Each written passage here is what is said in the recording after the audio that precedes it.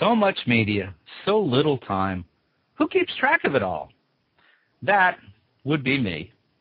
This is Bob Andelman, and this is the Mr. Media Interview, recorded live on blogtalkradio.com on July 2nd, 2008.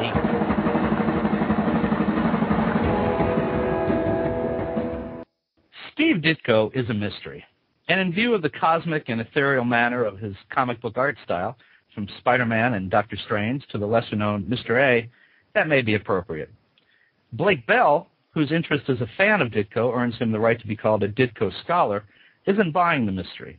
In his new book, Strange and Stranger, The World of Steve Ditko, just published by Fantagraphics and available in stores today, I am told, July 2nd, Bell digs deeper and more thoroughly into the enigma that is Ditko and shares all that he has learned about the artist and the man. In this beautifully illustrated coffee table book, Bell lays out his case for Ditko as a comics legend, and he does his best to get behind the myth and the man. Blake Bell, welcome to Mr. Media. Thank you very much, Bob. How are you doing today? I'm doing okay, and yourself? Excellent, excellent. Happy to be here on the day the book actually hits comic book stores. Yeah, congratulations. It's been through that once. It's pretty exciting stuff. Well, comic book distribution being what it is, it's sometimes tough to predict these things, so I'm glad we've got a fixed date, that it's finally here, and that people can go out to their local comic stores and pick up a copy. That's great. And you've gotten some pretty good early word of mouth on the book, I know. Yeah, there's no complaints. I think when I was at MoCA in early June and I was flying at about 37,000 feet, I blogged my sort of perception of how I thought the book would be received, and I thought there'd sort of be two schools of thought. One, there'd be sort of the mainstream media who would be more interested in seeing where all the bodies were buried and interested in, all these, deeply personal aspects of his life, as if that could somehow, unveil the soul of Steve Ditko. And then on the other hand, I thought there'd be a reaction from the comic book industry that anything other than a checklist with pictures would be a violation of his privacy.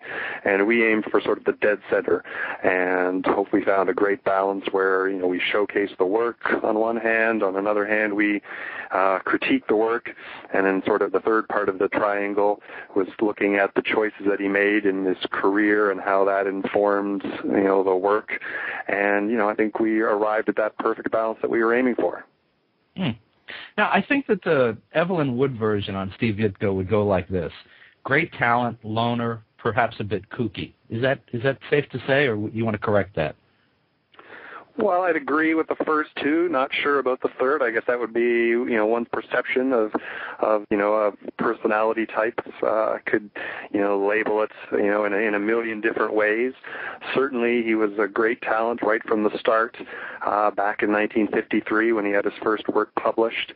And, the loner aspect you mentioned sort of runs throughout his life and really runs throughout his work. I think that's the difference perhaps between him and one of his, contemporaries, Jack Kirby. Is Jack Kirby tended to do a lot of books on, gangs of kids, gangs of people, group books. And Ditko's work, juxtaposed against that was always these singular characters, lonely individuals that were striving for, greater knowledge, and, similar to a Doctor Strange, but even before that in his pre-hero work at Marvel, always these very singular characters sort of walking through a world that perhaps didn't understand them. Is he, did most people like the man that worked with him or knew him? And all the people I talked to found him, in terms of, the actual work itself, being very professional. He was able to, no matter what the type of work it was, whether it was just, sort of, a bottom feeder Micronauts or ROM type work, he was a comic book artist and he had visual problems to solve, and he was, a professional with regards to that. Others, of course, if they clashed with his idea of a hero and what that represented, certainly, had some, battles with him. But again, that was, you knew that going in. And, anyone that I've spoken to, certainly speaks to, either that he was a very, kind and almost gentle man, and then others that I've spoke to someone, again, who is very, has his path, his philosophy, and his entire life was informed by that and all the choices. So a lot of people, who didn't share the same philosophy had difficulty sort of navigating that within him. But he was certainly consistent. You can't argue that point. Excuse me. Let me give out our phone number. I see we've already got some activity in the web chat that accompanies all the Mr. Media interviews. If you've got a question for Blake Bell about Steve Ditko, or maybe about his other book, I Have to Live with This Guy, which was also about comics, and the number is 646-595-3135, and of course, as always, only call if you're listening to us live today, July 2nd. Otherwise, we've probably gone on to other things. Blake is on vacation. He's probably off sitting in the sun somewhere by now, and I'm nursing a cold, so I'm probably back in bed. So your calls are welcome. Now, until I actually held your book in my hands, I was expecting kind of a straight biography, but that's not quite the right word for this, is it? No, that's what I spoke to earlier, that it's sort of threefold. It's a presentation of the work, which, it's beautiful work, and we really went to town on choosing the images that we thought would, be the best images rather than, the popular images or, just whatever sort of came in the door via original art. We went for the best images we could choose and then went out and found the best reproductions of those images. And then again, it's a critique of the work. It wasn't all roses from start to finish.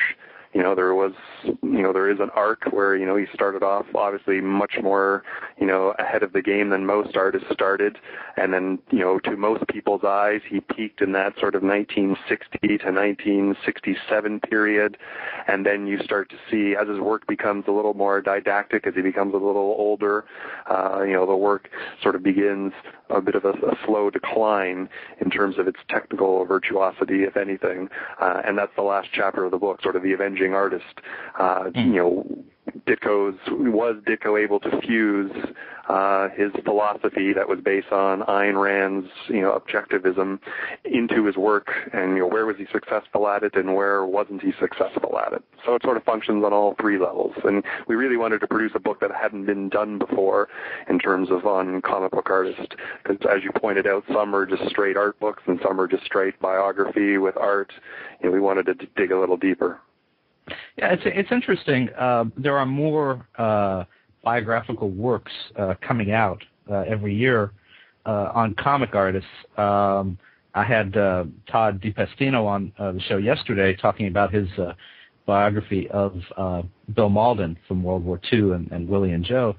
And I've also seen I don't want to mention any because I don't want to hurt anybody's feelings, but I've seen some of the books that in the comics world pass as biographies, and they don't really tell you. I mean, they're really just kind of fan, kissy face kind of books.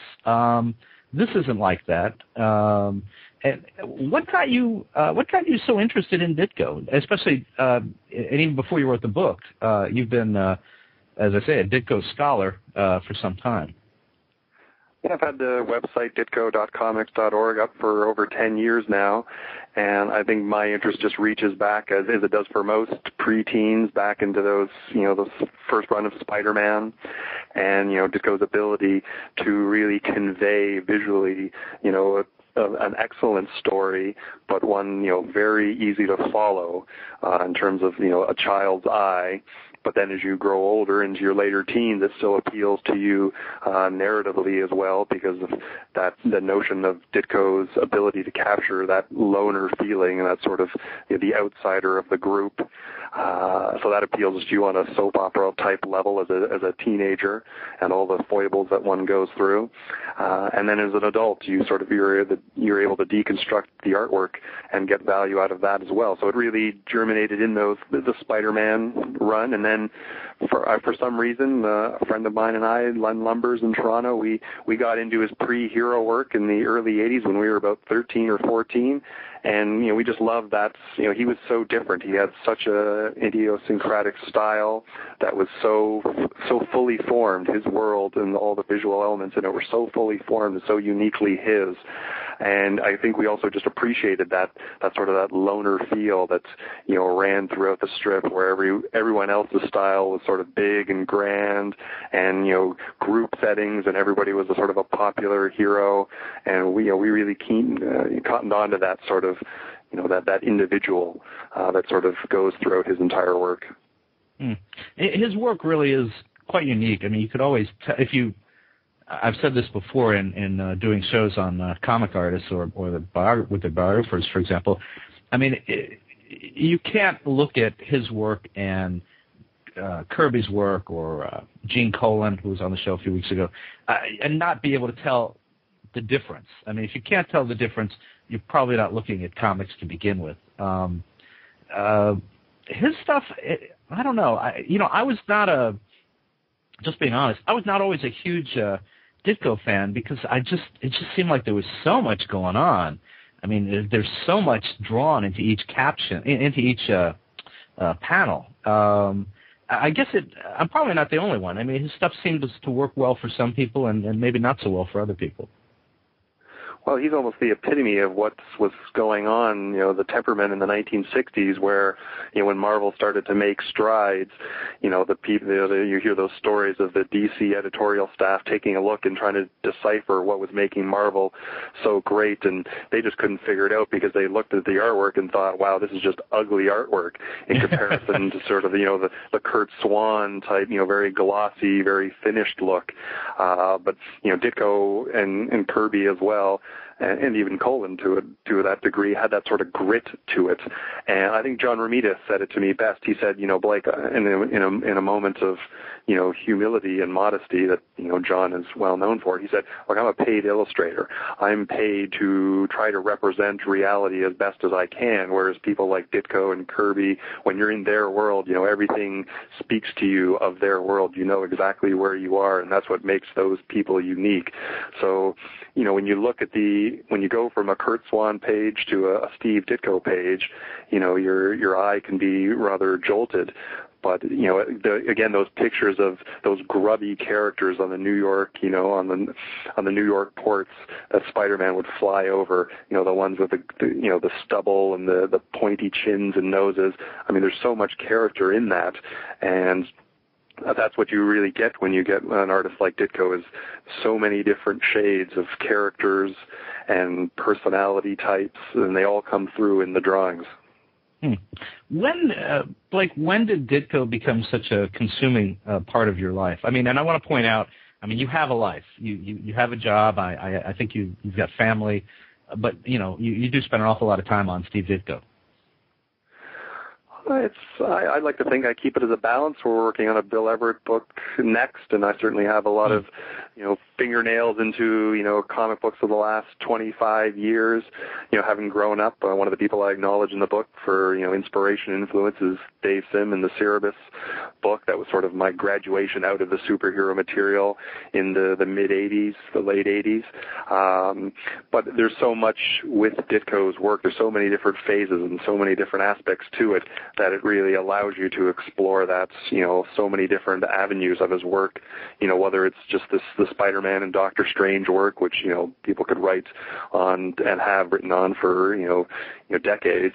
Then you get into the Warren Wash work and the fine pen and ink work that he did there. That was brilliant.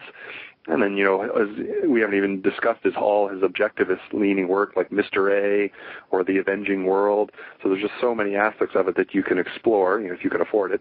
And, that allows you to continue doing that, as opposed to just someone you just come in, you sort of, consume all of their work, and it's all one style and all one period, and then you just sort of move on to the next one.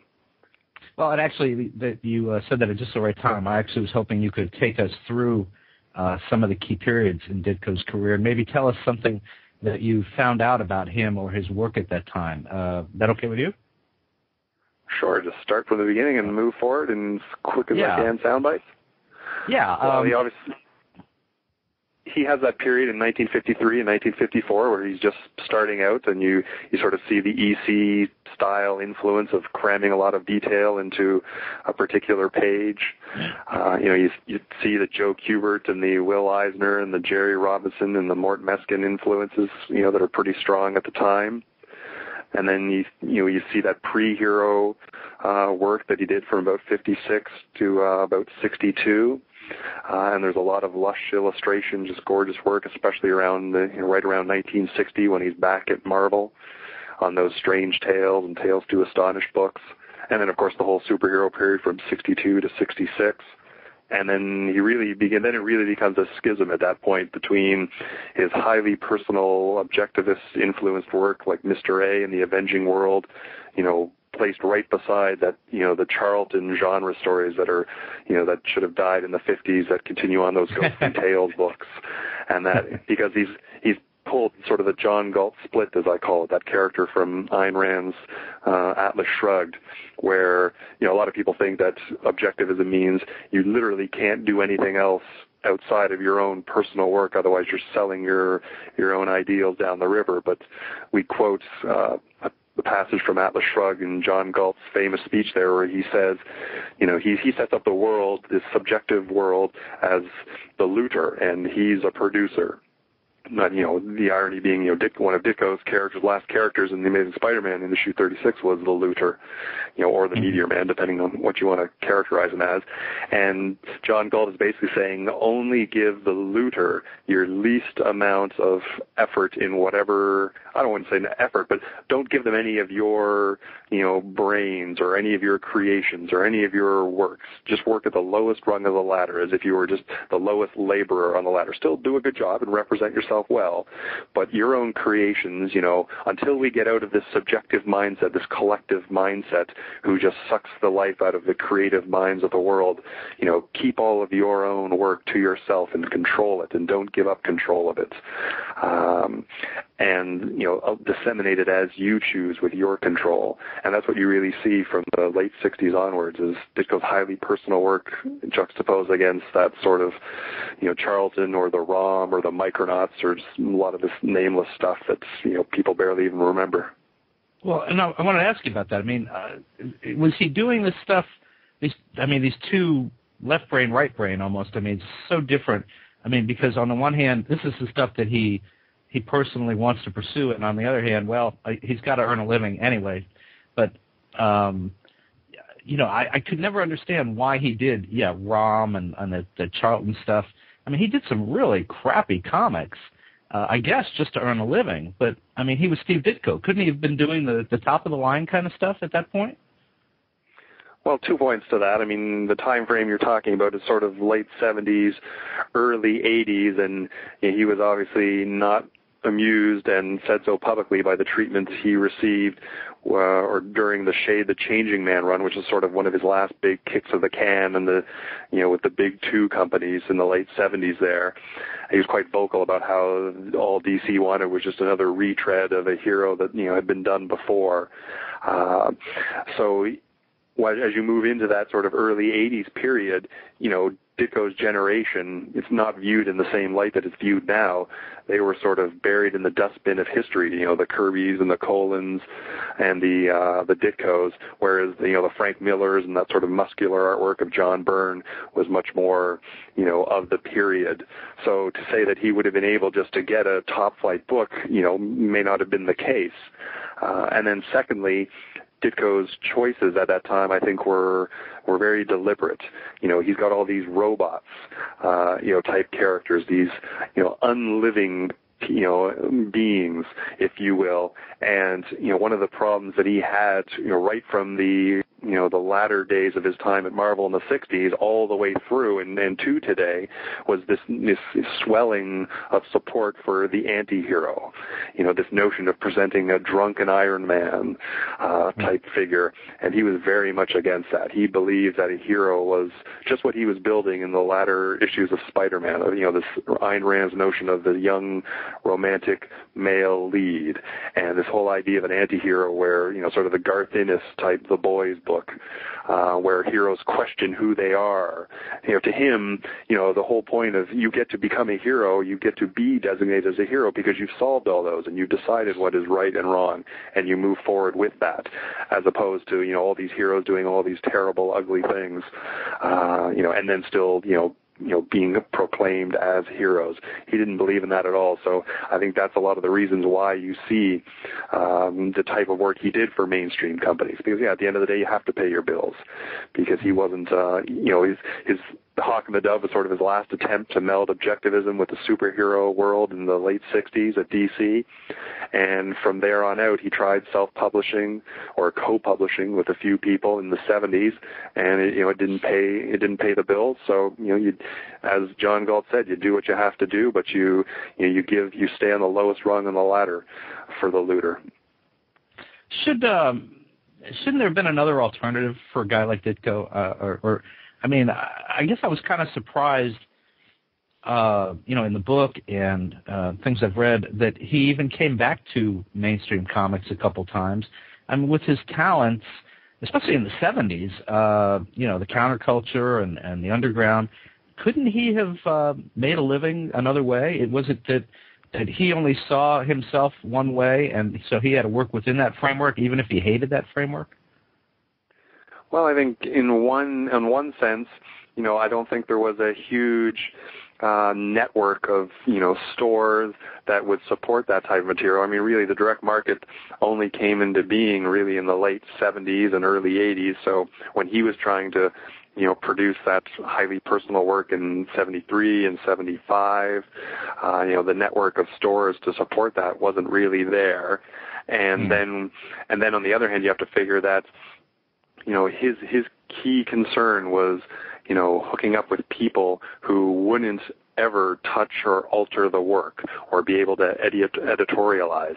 When he hooked up with Dean Mullaney, the Eclipse publisher, in the early 80s to produce the Static work, after a few issues, for the strip that was running in Eclipse Monthly, Dean Mullaney just effectively said, "Stop! Look, you've got these panels where the text is almost 3/4 of the word, of the panel, and then you've got these little eyes sort of pointing out, and that's just not acceptable. You're just not good enough of a scripter to do this. I have to edit you." And he said, "Nope."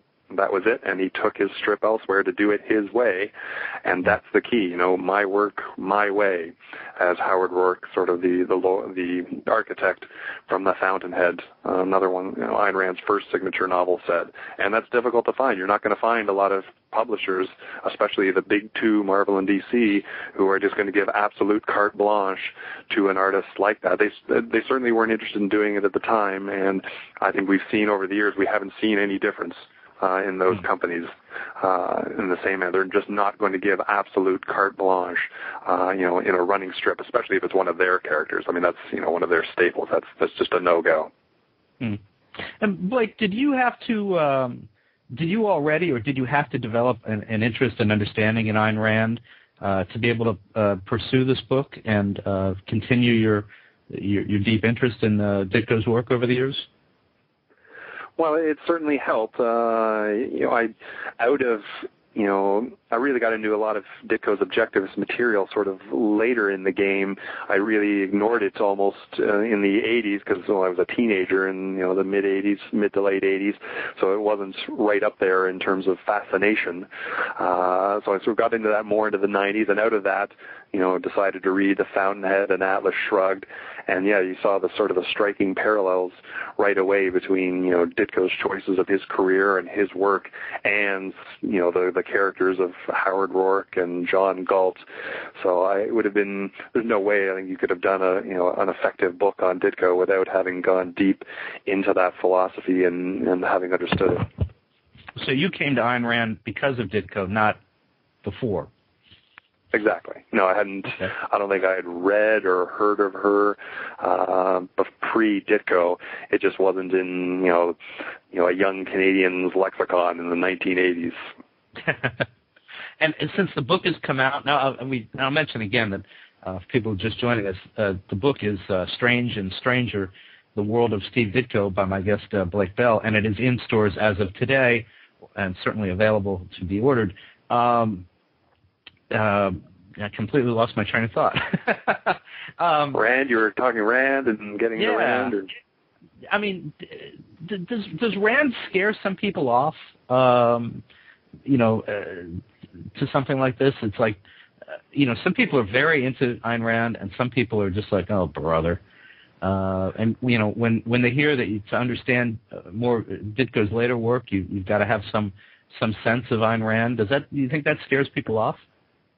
Well, I don't think you have to have a sense of Ayn Rand to understand Ditko's later work, because he literally portrays it, as is. So you can certainly, without knowing Rand, you can certainly get it by reading Ditko's work. He's very explicit, as that's part of the concern with his later work, is that he's too explicit. It's almost like he's telling rather than showing. But does Ayn Rand scare some people? Absolutely. I think for Ayn Rand and subsequently Ditko, everything is black and white, and the majority of the world, as we see it today, loves to live in the gray. The do unto others as they would do unto you, mantra is gone, because the majority of us, I think, love to work from sort of a whim gratification standpoint, where we have a very movable line when it comes to our morals. And if we want something, like if we want to download a new comic off the internet, or if we want to download old comics off the internet, we make justifications for it rather than saying, no, this is wrong. A creator deserves a piece of this, and by downloading I'm effectively stealing it. We make up all these justifications, where as Rand and Ditko are very much, no, there's right and there's wrong, and you're basically making up excuses. So from that perspective, it's a very daunting prospect to go near, because who wants to engage in that? We're a very consumptive society. We want what we want, and we want it instantly, and we don't want someone telling us that is wrong to do that. But then, of course, we're perfectly willing, on the other hand, when we create something and someone goes off and steals it, we're perfectly happy to get upset and be that way. But, that's sort of where Ditko and Rand draw the line. You have to have a rigid set of moral principles to have an objective world where right and wrong really exists, and you can live in peace and harmony, if you will, by those structures. But so that's a very daunting prospect. Not to mention just then there's just the technical aspect of reading something, especially like Atlas Shrugged, which is long and very dense, perhaps far too dense than it needed to be to get across the point. Well, let's move from the philosophical to the anecdotal. I'm sure a majority of people who have the interest in Ditko want to ask about Spider-Man. Did you, when the movies came out, when the Spider-Man movies came out, there was a whole issue of, at first it was Stan Lee getting full credit for Spider-Man, as it pretty much had been over the years, and now there's been this move to recognize Ditko more formally as the co-creator. Did you, pick up anything in your research anecdotally about all that you can share with people about, how much credit Ditko deserves for Spider-Man versus how much maybe Stan took? Well, I think we relay that in the book, that in the late 90s, Stan Lee took credit for the famous Spider-Man shrug scene in issue 33, where Spider-Man's throwing off the machinery, and Lee essentially took credit for that, even though as both parties admit to, Ditko was plotting the book at the time, and as Ditko says, Lee and I hadn't spoken for about a year. From the end of his run backwards, and that got Ditko out of the closet, so to speak, in terms of him wanting to establish, not to take away credit from Stan, but to establish sort of an even base here. That, wait a minute, we were co-creators. Stan Lee gave me a synopsis, and from that, I, visualized it for the world, and that's been Ditko's claim all along, is that in a visual medium, an idea on paper, just written down as a synopsis, is not a reflection of a pure creation.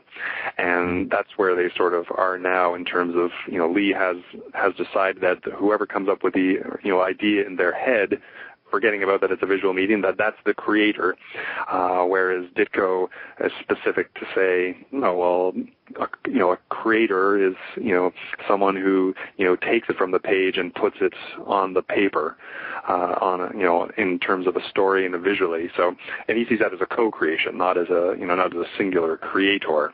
And that speaks back to what we were talking about 5 minutes ago, where the notion of this rigid moral principles that one has, because we've seen many times where Stan Lee has taken credit for the creation, to use his words, of Doctor Strange, even though Stan admitted in real time back in 1963 that Doctor Strange was Ditko's idea. So therefore, technically, no matter what Lee contributed to it, Ditko should be labeled as the creator of Doctor Strange. Mm-hmm. So, again, murky waters to be sure, because back in those days they were disposable 10-cent items, and nobody was recording history like we do almost daily now of every new book or every character or every nuance that comes out. So that push and pull, really shows up that we have a really young industry still that still hasn't dealt with a lot of the scars of its past. Well, I want to point out that you reproduce in the book a memo from Stan in which he credits Ditko for creating Doctor Strange, which I think is what you're referring to there. So as goes Spider-Man, did Ditko see any money from the movies and anything that's come since? Well, again, this is all anecdotal. Obviously, I have to preface everything I say that I don't have a direct line to Ditko, and we aren't friends per se, and we don't communicate. So anything along those lines would be, me supposing or hearing from other sources. But no, the offer was there, but was refused. Again, Ditko has been very consistent in saying that I let that character go. That was then, this is now. And even the creator credit on the first movie was not even, created by Stan Lee and Steve Ditko. It was based on the comic book by Stan Lee and Steve Ditko. And one of the things that I remember when the first movie came out is that the issue right before the movie had come out of Spider-Man actually gave Ditko, I believe it was a co-creator credit, and then the next issue was delayed for a bit and until after the movie came out, and then the co-creator credit was gone from the book. Whether that was, organized with Steve or whether that was just Marvel trying to avoid, bad publicity, we'll never know perhaps, but, again, it's a lot of scars from the early days of the industry that still linger on with regards to, financial compensation and, who created what and when. So it's a sad statement, but hopefully the next generation, continues to learn from its predecessors who, really felt the impact of that. Well, I think Marvel has announced a Doctor Strange movie in production or in pre-production. Do you expect that he will see or pursue any profits from that, since he is credited with creating the character? Again, I'm very hesitant to say what I think will happen or what, any motivations by Ditko. All I can suppose from his writings is that he's never shown a single solitary public interest in, monetary compensation for those characters. His sole purpose in all his writings has been, the objective statement of fact that these were co-creations or they were creations depending upon, who had input into what. And he has interest in establishing that as fact because he believes that is fact. And that's been his only seeming interest in all of this. So it will be interesting, and you've commented on this before, Lee's ability to come out and say, I consider Ditko the co-creator of X, Y, or Z, and then a couple weeks later to another newspaper he'll be saying, some of my favorite creations are Doctor Strange, and things of that. And there was a famous piece in one of Ditko's books where he's juxtaposed the quote that you mentioned from Lee from 1963 against I believe a late 90s newspaper where, again, he takes credit for the creation of Doctor Strange. So I think the only thing we'll likely ever see or publicly hear about is, if it comes up again, is this notion of, Ditko the co-creator of Doctor Strange, or Ditko the creator of Doctor Strange, or Stan Lee the creator and so forth of Doctor Strange. So, hopefully the movie will just be an excellent movie and a fine tribute to Ditko's creation in that regard, and that's what will be feted more than, again, sort of relighting this fire of who did what and when. But, it's already out there. I saw a website a couple of weeks ago that did a 5 questions to Stan Lee, and they asked him, what are some of your favorite creations? And he picked Doctor Strange as one of his favorite creations. So I don't know if that cycle will ever be broken. Well, it's interesting. This issue of compensation. We were talking before about some of the, no disrespect to Steve, but some of the crap work that he took on in the 80s. And I'm looking in your book right now. I mean, I was thinking of Rom the Space Knight, and I'm looking in the book, and you say here there's the Transformers coloring book that. I'm going to read right from what you have here. Relegated to the dustbin of mainstream comics in early 1984, Ditko was reduced to taking a job producing paint-by-numbers artwork for a children's coloring book. Now, this guy who had to take on this kind of, really bottom-of-the-barrel work, you would think would be open to, at this point in his life, receiving some money for the work that he did. I'm thinking of other creators over the years. Of course, Siegel and Schuster for Superman, that was a famous story, and Bob Kane. But even more recently, we've had some creators from the Marvel years. I'm thinking of maybe Len Wein and Mark Wolfman, who've gotten some credit and gotten some money for their creations. And I don't know, it's just a philosophical thing with Ditko that at this point it's blood money kind of thing, or I would think he'd be at that point in his life where he'd be like, yeah, okay, you know what, I'll take the money. I've been living hand to mouth enough. I'd like to see how the other guys live for a little bit. Well, I think if money was the most important factor to him in all of this, I think that might be the case. I think what you see, solidly through his career is that the work is the most important thing, and his choices, being able to make his choices and do it his way is far more important than money, because, obviously he could be doing private commissions for anyone at who knows how much a pop of old, recreating Spider-Man or Doctor Strange, works and covers and things of that nature. So if he was really interested in money, we'd see proof of it by the fact that, he would have all this stuff that all the other artists do splayed all over the place. He could do a Spider-Man one-shot and be paid X amount of dollars for that, but really the money would be in that sort of the private, the private commissions or things of that nature, where people would still, to this day, barring a complete breakdown in his technical skills, a huge amount of money for, if that was what was important to him. But it's not. I've seen letters that he's written to fans where he talks strictly about, I'm interested in producing work for the public that are stories, that are my viewpoints sort of on the world and how I see things, and anything else would be looking back. And, it's, at the end of the day, if you're not interested in, material things, if you're not interested in, a second car, or, VCRs, all these various things, you can live a pretty Spartan lifestyle if, frankly, I envy him to a degree, in the sense that, hopefully he's not been living as hand to mouth as we've been saying, but, if one can just do what one wants to do with one's life and work, and not have to worry so obsessively about all the material things, that would be a pretty decent life to live. Now, Blake, from what I read, you ran Ditko's own website for a time. What was that like, and did you actually have much contact with him? That was back in 2001. That was the Snyder-Ditko.com. So it was him and his co-publisher. I had contact with his co-publisher before that.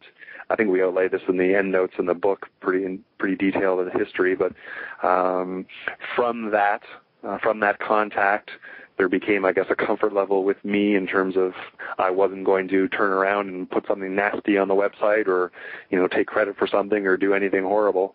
And out of that then came the website, but it was only up for July 4th, I think, was the debut of it, till right around, mid-September of 2001. And it just became, there wasn't a lot of contact with Ditko for that, or frankly any contact with Ditko for that. There were letters exchanged back and forth at that time, nothing to do with the website. It was all through his co-publisher. And it was an interesting adventure while it lasted at the time. It became something, really good and looked like it was going to get the work out there and promoted with a larger voice. But then, slowly but surely, it just sort of became a noose around my neck, if you will, because things just kept going sort of very roller coaster towards the end. And then that piece that I had written well before any of that started in Comic Book Artist number 14, that historical fiction piece between Wally Wood and Ditko. Once Steve saw that, he took that as a rather big slap in the face, even though I hadn't even remotely thought it was going to land like that.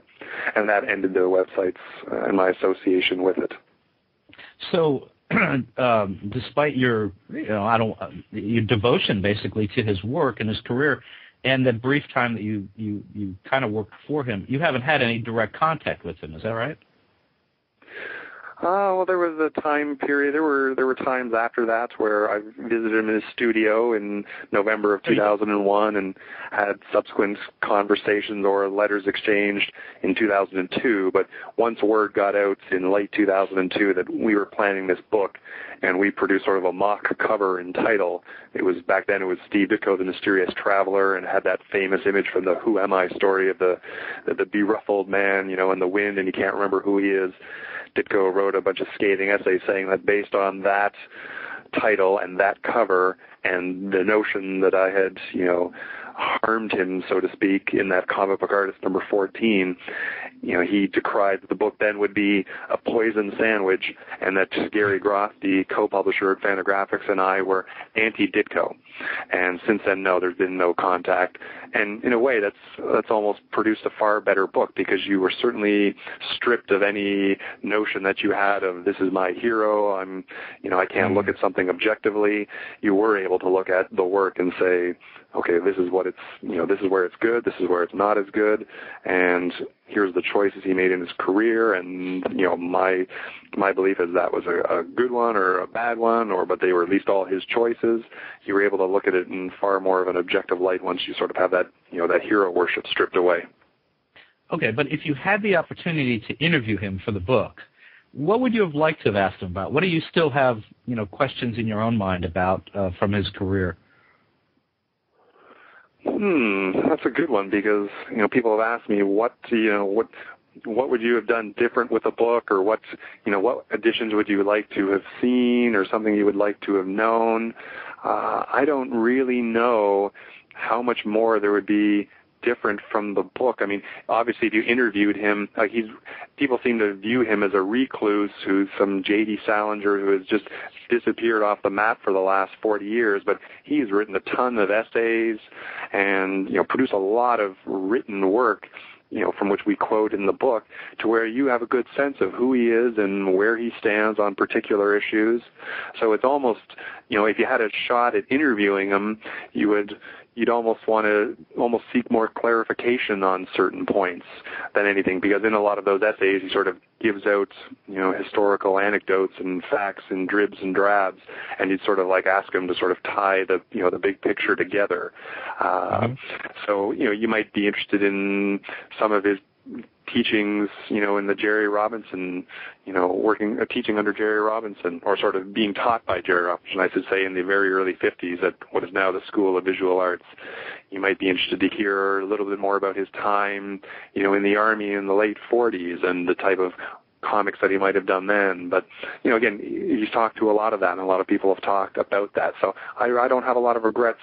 I don't think I have any regrets with regards to this book and how it comes. We weren't interested in doing, a Kitty Kelly type biography that, the National Enquirer crowd might be interested in. And a couple of the sort of the mainstream reviews that I've seen so far have sort of alluded to that Ditko is such an oddball, and, the book should have been more focused on that, because that could have been a tale in it of itself. And there's sort of a populist notion out there with biographies nowadays that you're sort of going to reach into a man's soul on the page if you find out whether his mom, left him in his diaper full of, what, and so forth. And, we rejected those notions from the start. So I don't have any regrets as far as how the book has turned out.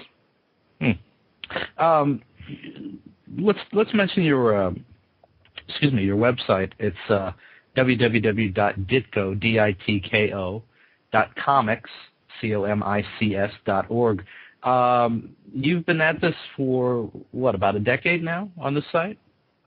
Yeah, I think it was April 8th, 1998, so just over 10 years now. Wow. And what keeps you going? I mean, are you constantly finding new stuff, or, is it a discussion? I mean, for people who haven't been to the site, what would they find there?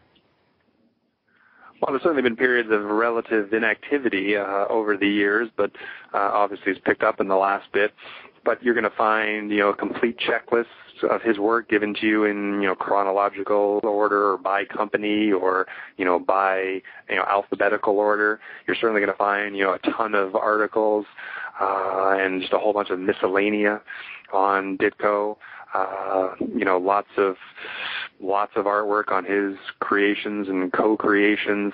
So it really covers, absolutely, every aspect that we could think of, and more of that just keeps coming to light. It's amazing just what keeps, you keep finding and what keeps being uncovered, and I think it's a great, complement, to the book, or a companion to the book, because obviously, just as Mark Evanier is doing a 1,000-page Kirby biography, how much can you pack into 216 pages, and how much would you want to pack in to that many pages? You can go to the website. It's almost like the website is sort of the special features of the DVD, if you will. Got a question from the web chat that accompanies all the Mr. Media interviews. Media Woman wants to know, but do you see anybody out there today that is comparable to Ditko and Lee as a tandem act? That's a very good question. I think the two schools have been so divided now that you have sort of, what has come up in the last 25 to 30 years, I don't want to say started by Dave Sim perhaps, but that's sort of the notion of a singular creator, the one who could literally, write, draw, ink, letter, and publish his own work. So you really get what is, truly a unique singular vision, which is probably the one thing comics can offer over every medium. So you get the Hernandez brothers, you get the Chris Wares and the Seths of the world, and then you still have the sort of the work for hire aspect, that sort of seems to be, dying out or just financed by, the superhero movies and merchandising. So you'd have to look towards that, and it'd be really difficult to say because, who would be sort of that sort of writer-artist team that would exist and stand out. People have done it in little spurts. Obviously, Alan Moore and Dave Lloyd from V for Vendetta, or Alan Moore and Dave Gibbons, but I don't know how many people you could name who really, have that sort of chemistry that Kirby and Ditko with Lee had, and that sustained it for any period of time to create any type of newness or greatness. Everybody seems to be living off of, a character created by that, that threesome. So it's very difficult to say, oh yeah, it's these people, it's these two people. I couldn't name it literally if I, thinking about it now. Well, as we kind of wind down here, tell me a little bit about your previous book, I Have to Live with This Guy. It was an interesting idea. It's about the spouses of people like Will Eisner and Stan Lee. And I know that I know from personal experience that Will and his wife, Ann, were flattered and got a big kick out of being in that book. Where did the idea for that book come from? Well, that was my first San Diego comic book convention, my first convention outside of Canada, and that was in the summer of 2001. And I had a slight affiliation, if you will, with Adrian and Gene Colan before that. But I remember being at the Eisner Awards that particular night and just seeing all of these men who obviously live in their studios and work in their studios in a very solitary environment. And they were all, chattering away with each other, and the women were sort of standing beside them, just sort of rolling their eyes going, okay, that tail's getting a little bigger over the years. And I just thought, wow, these women would probably have way more interesting stories to tell about what life was with, these crazy cartoonists than the men would actually have. And they would certainly have have a deeper and wider perspective on them. And literally that night came up with the idea, came up with the title for the book, and sold it to the publisher literally the next morning, and we were off and running. And it's almost similar to the Ditko volume and the Everett volume in the perspective that, if I see a vacuum out there, something that hasn't been written about before, hasn't been, taken on, that to me is something interesting to write about. And certainly no one, in a generally male-dominated industry, no one had really talked about that other side, what the spouses do. And it wasn't strictly related just to females, of course, because we interviewed, Howard Cruise's partner, Eddie, for the book, and we interviewed Melinda Gebbie and Alan Moore about each other. So it wasn't just, you were right when you said the spouses as opposed to just the wives.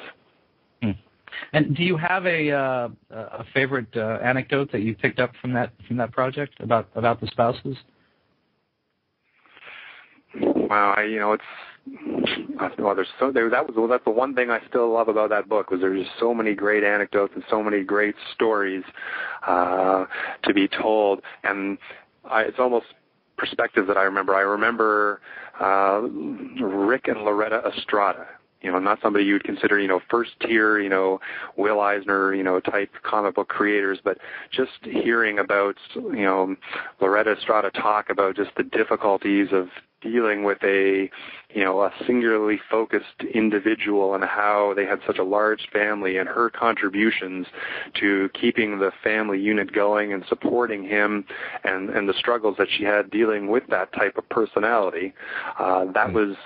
That was really fascinating to hear, and to have that story sort of told and informed in that type of way. So I almost remember the arc of it from, Will Eisner's, from Will Eisner back in the 30s, and all the way to, sort of the fulcrum of the book was Ann T. Murphy, who was Archie Goodwin's widow, and the era that she grew up in feminism and women taking charge and having careers, all through Denny Lubert, as Dave Sims' ex-wife, and being the publisher effectively, and having her own company at Renegade.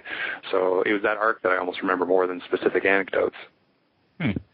Well, so as we wind down, what's next? This book is out in stores today. You've gotten some good notices for it. What are you going to do next? Well, we're going to be promoting it pretty heavily at the San Diego Comic Convention. There's going to be a World of Steve Ditko panel on Saturday at 5:30 with various participants. And then we're going to be showing the In Search of Steve Ditko documentary that Jonathan Ross produced last September. And onwards and upwards towards a Bill Everett book. Next year is going to be the 70th anniversary of Marvel Comics #1 that featured his character, the Submariner. And we're going to produce a very similar book to what we did with the Ditko book, the same type of 9x12, $40 book, and it's going to be on him. Lots of great artwork to show, because he's one of the unsung geniuses that was out there, and the family is on board with that production, which is fantastic. And I'm going to be donating 10% of my royalties to the Hero Initiative that is out there helping artists who are experiencing concerns with health-related issues and financial concerns. So we're looking for that to debut next July at the San Diego Comic Convention. So that's the one I'm really looking forward to, because he was another one of my heroes from the my early teenage years, Bill Everett. Well, terrific. That should be another good and interesting book that people will be interested in, because I don't think people know that much about Everett, really.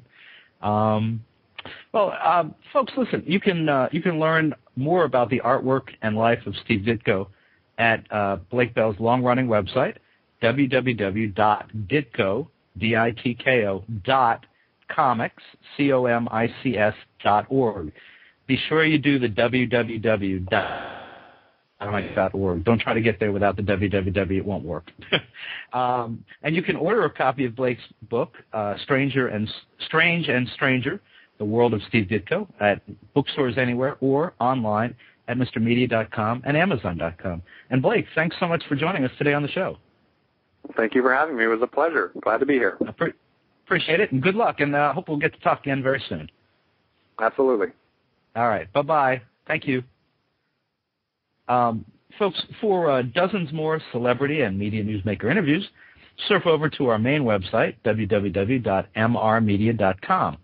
That's where you can listen to my previous conversations with the stars, creators, and producers of Army Wives, 24, The Big Bang Theory, Pearls Before Swine, Tell Me You Love Me, The Dark Knight, Will Eisner's The Spirit, and many more. And please think about writing an online review of Mr. Media or marking Mr. Media as one of your favorites, whether you listen on Blog Talk Radio, Digital Journal, Blueberry, Zencast, Odeo, or iTunes.